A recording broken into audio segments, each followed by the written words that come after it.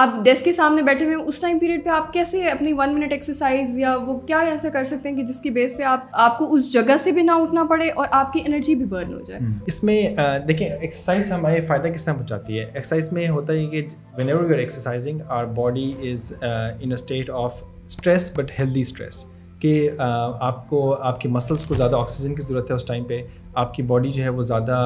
Energy consume بھی کر رہی ہے, ہیٹ جنریٹ بھی کر رہی ہے, اور اس چیز کے لیے آپ کے ہارٹ ریٹ کو تیز ہونے کی ضرورت ہوتی ہے, آپ کا بلڈ پریشر زیادہ انکریز کرتا ہے, آپ کی جو اسمال بلڈ ویسلز ہیں آرمس میں مسلز میں وہ ڈائلیٹ کرتی ہیں, ریلیکس کرتی ہیں. تو ایک طرح سے پوری باڈی اس اسٹیٹ میں ہوتی ہے کہ جس طرح آپ سمجھیں کہ ایک minor stress but healthy stress, کہ اگر ہم مسلسل ایک ہی طرح بیٹھے رہتے ہیں نا تو ہمارا ہارٹ ریٹ وہی رہتا ہے جو کہ 60 to 70 90 80 والی رینج میں. آپ کا ہارٹ دیر سے پمپ کرے گا اور آپ کی بلڈ ویسلز کے اوپر تھوڑا سا زیادہ اسٹریچ آئے گا. وہ اسٹریچ ضروری ہے تاکہ بلڈ ویسلز ہماری الاسٹک رہیں. اب یہ چھوٹے سے برسٹ آف ایکسرسائزز جو ہیں یہ بھی ہمارے لیے بہت امپورٹنٹ ہے.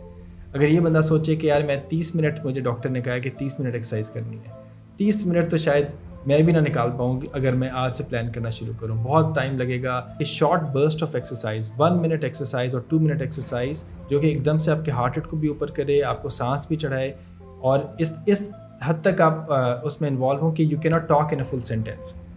ٹھیک ہے, یہ نہیں کہ آپ نے بس ہلکا سا ہل لیا, بلکہ کھڑے ہو کے رننگ کی 1 منٹ کے لیے, یا آپ نے وہ جو جمپنگ جیکس ہوتے ہیں, یا آپ نے